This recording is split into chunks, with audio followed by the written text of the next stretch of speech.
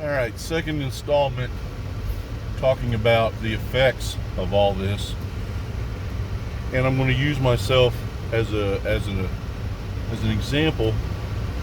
Personally, some of the things that I've been going through, and again to give you an idea that you can be a world champion and face some adversity, and it creates its own set of challenges. And it just goes to show you nobody's special. It's the effort that's required to get there. That is what is special. And everybody has the capacity to do it.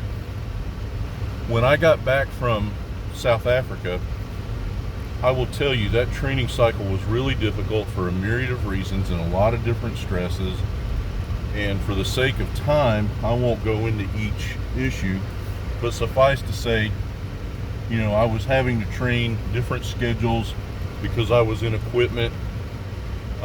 I would squat on a Tuesday evening, which is terrible for me because we get up at 4 o'clock for the morning crew to train, and I coach, and then I was going to work, coming home and trying to squat with the evening crew.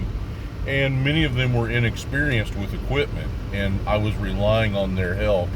And that's not a bad thing. They learned a lot, and I think they learned an appreciation for everything, and I certainly was very appreciative because I couldn't have done it without their help. And so in that respect, the big positive is that my success was the team's success as well. And I think there's a lot to be said for that. That being said, like on Saturdays, I would get up, again, I was getting up super early, doing some programming, and then I'd be in the gym from about 5 a.m. to a lot of times noon. And then Ahmed and I would get in a shirt and do heavy benching. And again, typically on Saturdays, in the past, I would do auxiliary and clean and jerk or strongman, depending on what sport I was training. But now, because it was about Masters Equipped Worlds, it was a third bench session. So there was a lot of challenges, and it was hard to fit everything in.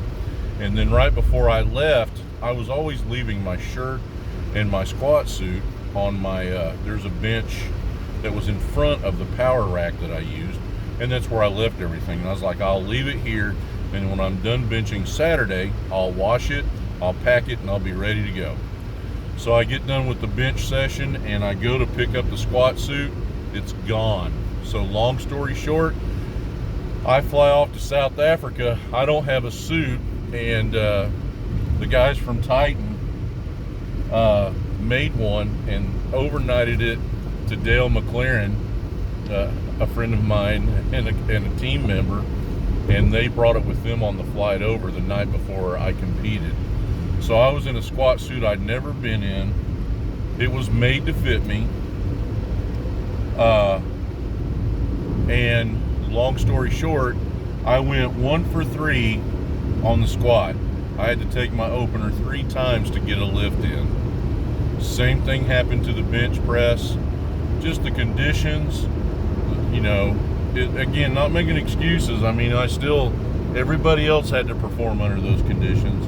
And I was still lucky enough to get gold in squat, gold in bench, and I just did enough at that point. I pulled conservatively, got silver, and got the overall gold, but it was very stressful, super long flight. It was 17 hours on the plane, and the trip, just a lot of stuff, a lot of time, it was very tiring, and it sounds like I'm crying about it. It was a great trip. I'm glad I did it. But it was a lot, and it was a lot of money spent. And I got back. I flew into Atlanta after 17 hours and jumped on another plane. I got home. I dropped off laundry and started my computer, and I went to work because we had a huge event. That Wednesday, I left for Chicago to coach at Classic Raw Nationals. Great time, but I was exhausted. And got back and went straight back to work. I got back like midnight Sunday night, Monday morning I was back at work. That time of the year is a busy time for us at work. Now the stresses that we're facing now is I had to turn down we were selecting a national team because the IPF changed the schedule from October to, I think it was going to be May. And it was just a really bad time for me because of how Nationals was going to fall, Raw Nationals, and how Beast of the Bluegrass was going to fall. And there's a lot of things going on in the gym, and we're in the midst of this edition. You know, and little did I know, we only had like a 5-day period to make a decision. And we had so many people that stepped up and, you know, supported me financially. And I was like, it's just too much to ask to turn it around in 6 months. And it was back in South Africa. And I was like, I do not want to go through a flight like that again. You know, and I had been to Japan, you know, only 5 months earlier. And the wear and tear of all the travel that we've done, coaching and different, you know, because we do strongman and Olympic weightlifting. You know, we have people that lift in other federations. So there's a lot of moving parts, not to mention, you know, Melissa and I lead pretty active lives, and we've got dogs. There's a lot of moving parts. So I passed on it, and it really put me down in the dumps. And I will admit, I was very disappointed. You know, you get to this point in your life and you're like, I don't know how many of these I've got left in me. And you just feel like you passed up on an opportunity. Of course, it got postponed, then it got moved, and then, you know, Team USA decided not to send, USA Powerlifting decided not to send a national team to the meet. So, all that to say, you have all the stresses that, you know, we talked about. We have the tornado, we have the pandemic that is still going on, that is still affecting meets and the way we compete and live and socialize. And that has come, you know, the stay-at-home orders and that sort of thing. And as a gym owner, that is pretty tough. And, you know, then we have the derecha. In the midst of that, my dog Abby had what they call old dog vestibular syndrome. It's an old dog disease. That was really stressful. It was also really expensive. And then, unfortunately, we had to have Sierra put down. And so there's been a lot of things in such a short period of time. And the reason why I'm sharing that with you is I've been working 7 days a week with the stay-at-home order. I was working part-time for other people. And every day working on the edition, trying to get to the finish line, because there's an impending, just like many of you, we're at about 41 million people that are unemployed. And I think a lot of people are going to get called back because you see states opening up, but there's people that have been laid off. There's people that have had their positions, you know, eliminated. And so there's a lot of change going on, and that's not going to be any different for me. And we've had people, you know, on the team that have lost their jobs. They've either been laid off to ultimately be called back, or their position was eliminated. They were notified that they would not have a job to come back to. Now, we're supposed to get furloughed at the end of the month, and I don't know what the future holds there. I will tell you that I'm not going to be idle, and I've got some things cooking. Thankfully, the gym, I think we have only lost 3 people since the 1st of March. And I'm hoping, I've got a lot of people that are interested in coming. I think we got a couple visiting tonight. So, you know, there may be a pickup.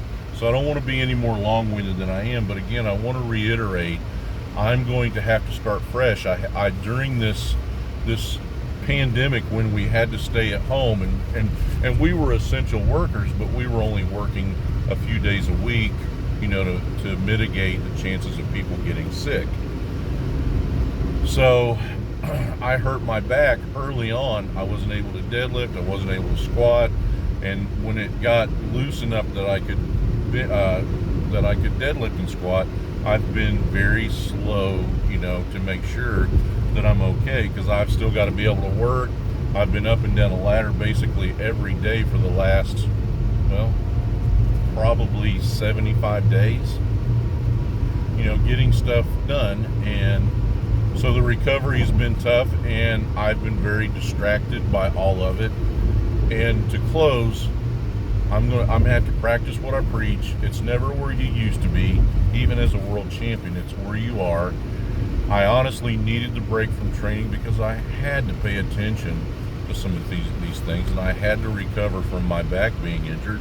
and which had nothing to do with lifting. It was done at work, a really odd little tweak that really, I never take ibuprofen, rare, and I was having to take it. I was taking it every other day, just trying to manage the pain and the stiffness, because it bothered me a lot, more so than my back has ever bothered me my entire strength career.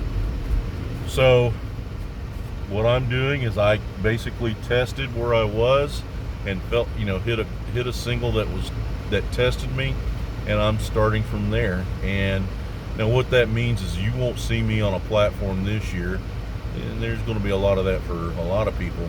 And I dare say it's not likely that you will see me on a platform next year. I will never say never. I thought my powerlifting career was over when I totaled 2,400, and I have managed to come back for different reasons. So I would never say never. But I want to also take the time to get back into some Olympic weightlifting and get back into some strongman, so I'm familiar where I can be a better coach, where I can show these guys the things that I've done to get better and how it will help them and so forth. So it may mean that is the end of my competitive career, but it's a beginning of me making the gym and making the team and making my online team much more of a priority. And so we'll kind of see how that goes, and and what this new job situation, if I'm able to go back to my old job, those types of things. So we're going to see, but I have to practice what I preach, and I am where I am right now, and that's where I've got to work from. And hopefully over an 16-week period, I can get back to some of those old numbers. Time will tell. But I'm blessed to be able to do what I'm doing, and I'm happy with the decisions that I've made, and we're going to see what happens. Man makes plans and God laughs, so we'll just kind of see how it goes. So thanks for following along. God bless you.